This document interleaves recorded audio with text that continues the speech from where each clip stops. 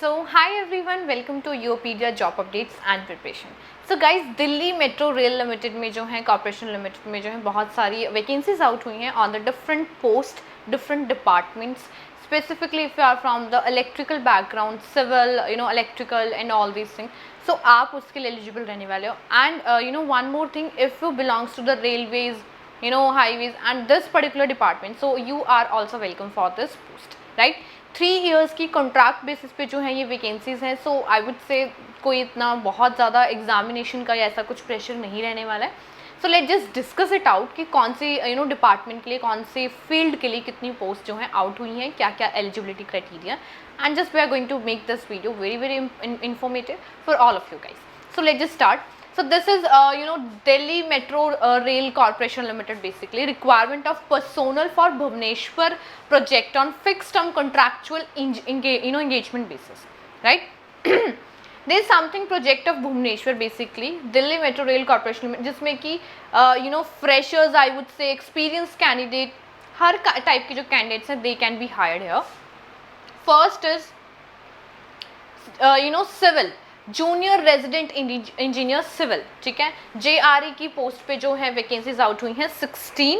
And अगर आपके पास 3 years engineering diploma है इन सिविल, सो आप इसके लिए एलिजिबल हैं. एंड मिनिमम 2 इयर्स का post qualification experience in civil projects. Specifically अगर आप मेट्रोज में, रेलवेज में, हाई स्पीड्स में, अगर इनके पास इन डिपार्टमेंट में, इन फील्ड में आपके पास एक्सपीरियंस है, तो आप इस चीज़ के लिए बेसिकली अप्लाई कर सकते हो इन पोस्ट के लिए, right. Second, I would say the electricals department, right? RS, resident engineer executive post है basically. There are 3 posts basically. So you can see it out. मैंने highlight क्यों ये चीज़ें. Bachelors in electrical, ठीक है. 5 years post qualification work experience in RS अगर आपके पास है, so ये well and good होगा. So आप इनके लिए apply कर सकते हो, right? Third, I would say junior resident engineer electrical, JRE. 5 post आते हैं, नॉन एग्जीक्यूटिव पोस्ट है ये, ठीक है. इंजीनियर डिप्लोमा है, 60% मार्क्स हैं. सो आप इसके लिए, आपकी एलिजिबिलिटी क्वालिफिकेशन है basically.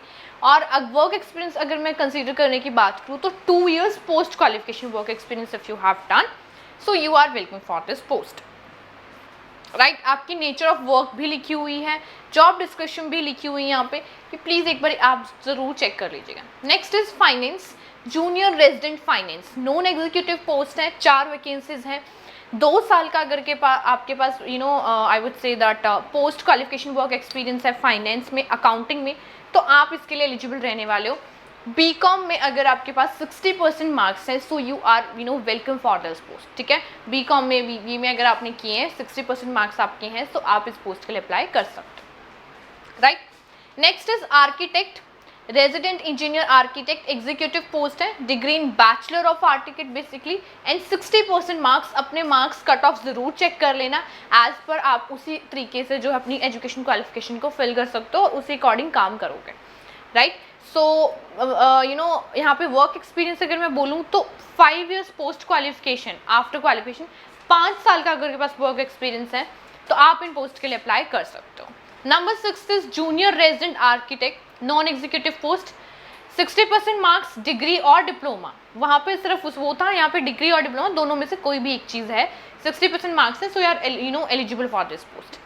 2 years after post qualification आपके पास एक्सपीरियंस होना चाहिए, तो आप इसके लिए अप्लाई कर सकते हो. Safety, resident engineer executive post, BE BTech from civil, mechanical, electrical engineering. These are the backgrounds. अगर आपने इसमें किया है तो आप इसके लिए अप्लाई कर सकते हो. 5 साल का अगर आपके पास पोस्ट क्वालिफिकेशन वर्क एक्सपीरियंस है, so you are you can easily apply for all this post, ठीक है. डिज़ाइन की अगर मैं बात करूँ, see design is a department basically. Resident engineer 2 vacancies are there. Executive post है. BE technical, I would say BTech sorry, civil में अगर आपने किया है, 60% मार्क्स हैं, you can apply for all this post. 5 years post qualification आपके पास experience होना चाहिए, ठीक है. जूनियर रेजिडेंट इंजीनियर डिज़ाइन, सो ये भी आप एक बार ज़रूर चेक कर लीजिएगा. एज लिमिट चेक कर लो. रेजिडेंट इंजीनियर एग्जीक्यूटिव पोस्ट के लिए 18 to 32 ईयर्स तक के कैंडिडेट जो है इसमें अप्लाई कर सकते हैं, where as junior resident engineer 18 to 33 years के जो है कैंडिडेट इसमें अप्लाई कर सकते हैं. राइट। वर्क एक्सपीरियंस क्राइटेरिया आपको ऑलरेडी बता दिया है, बट स्टिल आप अपने वर्क एक्सपीरियंस के हिसाब से या फिर अपनी पोस्ट के हिसाब से अपना पे स्केल ज़रूर चेक कर लेना। एज रेजिडेंट इंजीनियर 1 आप चेक करो अगर आपके पास वर्किंग ईयर्स कैसे हैं, मतलब आपके पास एक्सपीरियंस है या फिर कैसे working in having annual CTC of 8 lakh. Annual CTC मैं आपको बता रही हूँ 8 लाख का आपको मिलने वाला है अगर आप रेजिडेंट इंजीनियर 1 एग्जीक्यूटिव लेवल पे। रेजिडेंट इंजीनियर 2 की पोस्ट के 6 लाख आपका पर एनम रहने वाला है CTC।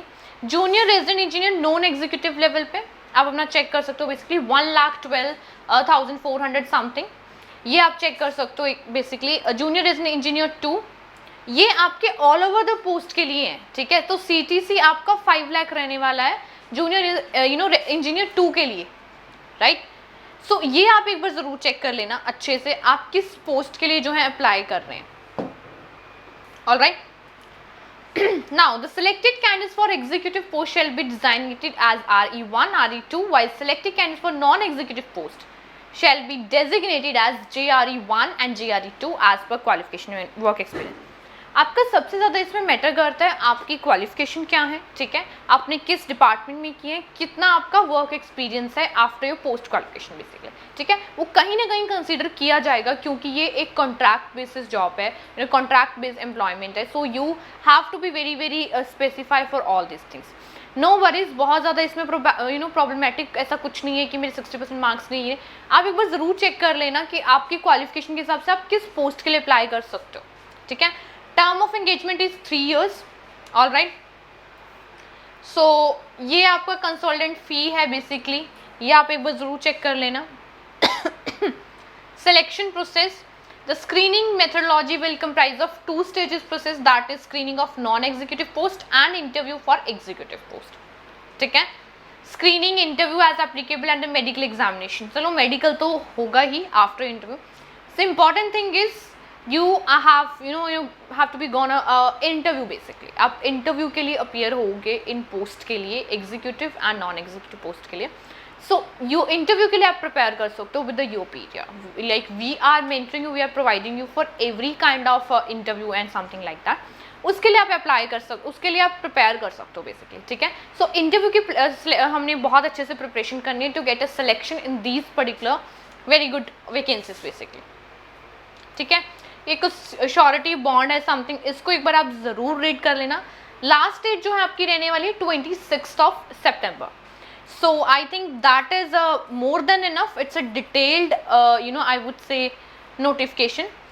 ये आपको डिटेल नोटिफिकेशन जो है ये आपको मिल जाएगा यूपीडिया के टेलीग्राम चैनल पे, वहाँ से आप इसको एक बार रीड कर लेना। ये प्रॉपरली हाईलाइटेड है जिस पोस्ट के लिए आपने अप्लाई करना है और जो भी आपकी क्वालिफिकेशन है अकॉर्डिंगली, ठीक है। But hurry up guys, you have to apply it online and you can apply it from 26 September। उससे पहले आपने इसका अप्लाई करना है। CTC 8 लाख, 6 लाख, 5 लाख, बहुत अच्छा CTC रहने वाला है आपका annually. So you can grab these opportunity if you are preparing well. So all the very best for these posts.